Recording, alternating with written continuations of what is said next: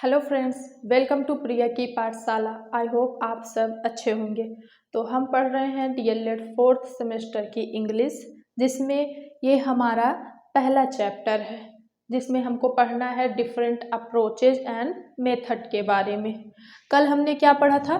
कल हमने ग्रामर कम translation method complete किया था। आज हम पढ़ेंगे डायरेक्ट मेथड। तो डायरेक्ट मेथड क्या होता है? देखिए, डायरेक्ट मेथड को और भी नाम है, मतलब डायरेक्ट मेथड के और भी नाम हैं। कौन कौन से हैं? तो अदर नेम में देखिए, द नेचुरल मेथड। तो डायरेक्ट मेथड को द नेचुरल मेथड भी कहते हैं। और क्या है? The anti grammar translation method. मतलब एंटी मतलब क्या होता है? अपोजिट। तो क्या है? The anti grammar translation method. तो ये इसका क्या है? अदर नेम है। एंटी मतलब है क्या है? अपोजिट। तो अपोजिट मतलब ये ग्रामर कम ट्रांसलेशन मेथड का क्या है? अपोजिट है। ठीक है, मतलब ये जो हमने कल पढ़ा था ग्रामर कम ट्रांसलेशन मेथड, उसका ये क्या है? अपोजिट है। तो द रिफॉर्म मेथड, ये तीन क्या है? डायरेक्ट मेथड के नाम है। ठीक है, तो पहला क्या है? The natural method, the anti grammar translation method, the reform method. तो इन तीनों में से अगर कोई सा भी नाम दे दे तो आपको तुरंत यह जान लेना है कि ये क्या है? डायरेक्ट मेथड के बारे में पूछ रहा है। ठीक है, तो इसमें क्या है? ग्रामर कम ट्रांसलेशन मेथड में क्या था? किस पे फोकस किया जाता था? तो उसमें क्या होता था, जैसे इंग्लिश टू हिंदी पढ़ाई जाती थी ना, जो हम लोग पढ़ते हैं अपने स्कूल में, क्या होता है उसमें इंग्लिश पढ़ाया जाता है, फिर उसकी हमें ट्रांसलेशन मतलब हिंदी कराई जाती है। ठीक है, पर इसमें क्या होता है? इसमें मेन फोकस किस पे किया जाता है? तो इंग्लिश टू इंग्लिश, मतलब यहाँ पे सारी चीज़ें क्या होती है? English to English. इसमें अगर एक्सप्लेन भी करना है तो इंग्लिश में। ठीक है, तो डायरेक्ट मेथड में क्या है? हमें बस इतना याद रखना है, डायरेक्ट मेथड में इंग्लिश टू इंग्लिश, कोई ट्रांसलेशन नहीं, कोई ग्रामर रूल नहीं, बस क्या है? इंग्लिश टू इंग्लिश इसमें हमें पढ़ना है। तो इसमें देखिए क्या है? रूल, कोई रूल नहीं लगेगा। ट्रांसलेशन मतलब अनुवाद वगैरह कुछ भी नहीं होगा, सिर्फ इंग्लिश टू इंग्लिश हमें पढ़ना है। ठीक है, अब इसके बारे में क्या लिखेंगे हम? तो direct method is a natural method. Direct method क्या है? ये एक नेचुरल मेथड है। नेचुरल मतलब क्या कहेंगे हम? कि यह इसको मतलब सीखा नहीं जाता, ये अपने आप ही ये हम लोग सुनकर क्या करते हैं? सीख लेते हैं। इसके लिए हमें अलग से पढ़ना नहीं पड़ता है। जैसे हम लोग हिंदी बोलते हैं, तो हिंदी क्या हुआ? हिंदी हम लोग सुनते सुनते सीख लिए हैं। अब अगर कोई अनपढ़ भी है तो भी वो क्या करता है? हिंदी बोल लेता है। ऐसे ही सेम क्या होता है विदेशों में? क्या होता है? तो वो इंग्लिश सुनते सुनते सीख जाते हैं, उनको कोई प्रैक्टिस करने की ज़रूरत नहीं है। तो क्या है? ये एक नेचुरल मेथड। ठीक है, तो direct method is a natural method. The teacher teaches English to English. English to English, teacher क्या करता है? इंग्लिश टू इंग्लिश पढ़ाता है। सारी चीज़ें क्या होती है यहाँ पे? इंग्लिश टू इंग्लिश होती है। Major focus on speaking and listening. तो मेजर फोकस मतलब ज़्यादातर ध्यान किस पे दिया जाता है? तो स्पीकिंग एंड लिसनिंग, बोलने पर और सुनने पर। मतलब सुन सुन के क्या करते हैं? सुन के कोई चीज़ वो बोलते हैं। ठीक है, तो इसमें क्या होता है? इंग्लिश टू इंग्लिश सारी चीज़ें होती हैं। आगे देखिए, this method opposite of grammar translation method. तो ये क्या है? हमने यहाँ भी बताया था ना कि ये क्या है? ये ग्रामर कम ट्रांसलेशन मेथड का अपोजिट है। ठीक है, तो इसमें हमें क्या लिखना है? एग्जाम में अगर आए डायरेक्ट मेथड के बारे में लिखने को, तो आप बस सिंपल सा इतना लिख देंगे तो भी आपको नंबर मिल जाएगा। क्या लिखना है हमें? Direct method is a natural method. The teacher teaches English to English. Major focus on speaking and listening. This method opposite of grammar translation method. ठीक है, तो हमने इसकी हिंदी आपको समझा दी। हम किस मेथड में, अभी हम आपको किस मेथड में पढ़ा रहे हैं, तो हम ग्रामर कम ट्रांसलेशन मेथड में पढ़ा रहे हैं, ठीक है, क्योंकि हम इंग्लिश भी पढ़ा रहे हैं, इंग्लिश के साथ आपको हिंदी में एक्सप्लेन कर रहे हैं।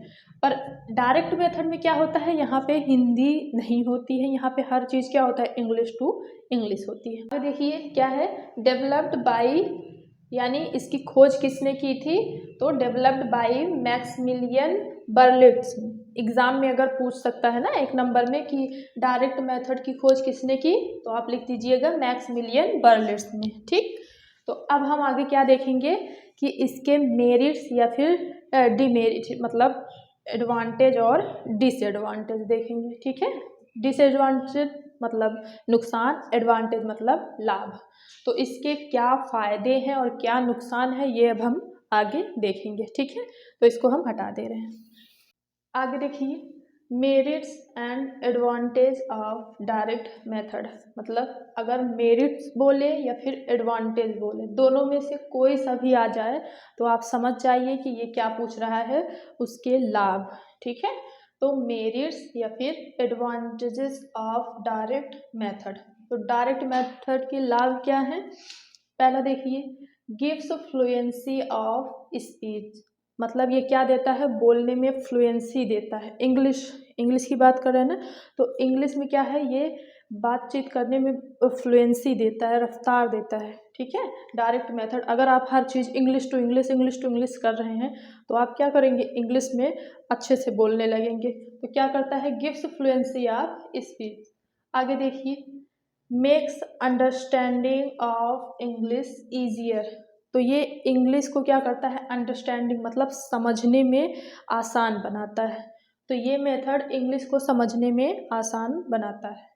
It is full of activities, it is full of activities मतलब कि यह एक्टिविटीज़ से भरा होता है, मतलब इसमें क्या होता है, इसमें अनेक प्रकार के एक्टिविटीज़ कराए जाते हैं, जैसे गेम वगैरह जो भी है। जो ऐसे स्कूल होते हैं जहाँ इंग्लिश टू इंग्लिश पढ़ाया जाता है, तो इसमें क्या होता है, इसमें बहुत सी एक्टिविटी कराई जाती है इंग्लिश में, ठीक है। तो क्या है, it is full of activities.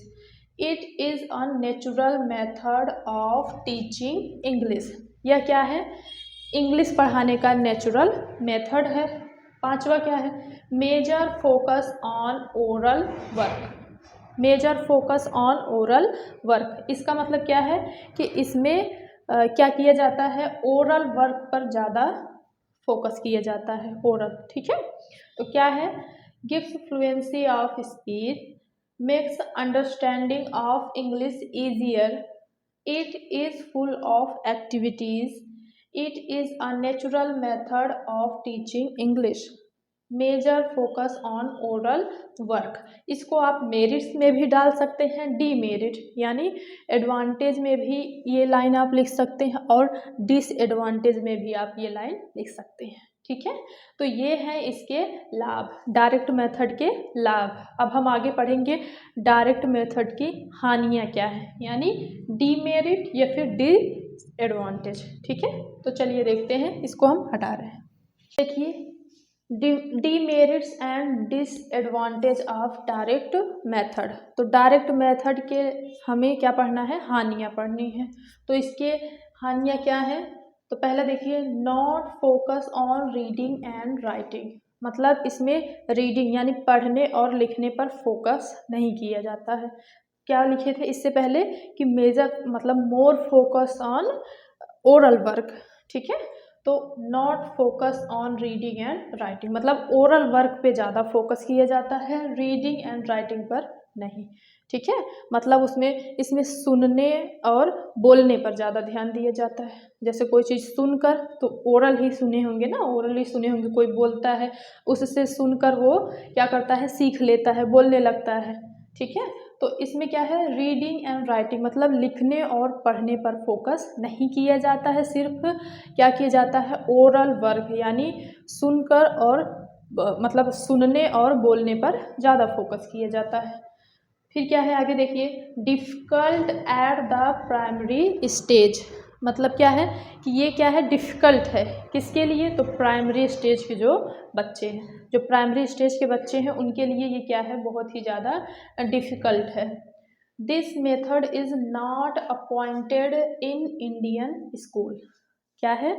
This method मतलब यह मेथड जो है इज़ नॉट अपॉइंटेड, मतलब अपॉइंटेड मतलब लागू होना, ठीक है। Not appointed in Indian school मतलब जो हमारे भारतीय स्कूल हैं, हमारे भारत के जो स्कूल हैं, इसमें यह मेथड क्या है, लागू नहीं किया गया है। मतलब ये मेथड यहाँ पे अपॉइंट नहीं किया गया है। भाई हम लोग हिंदी ज़्यादा बोलते हैं, तो हम लोगों को क्या होता है, हिंदी के साथ इंग्लिश पढ़ना आता है, ठीक है। हिंदी जानते रहेंगे तो इंग्लिश पढ़ लेंगे, इंग्लिश जानते रहेंगे तो उसकी हिंदी जान के हम समझ जाते हैं। अगर इंग्लिश टू इंग्लिश पढ़ाने लगे तो हमें समझ में ही नहीं आएगा। तो इसके लिए क्या है, ये यहाँ पे अपॉइंटेड नहीं है।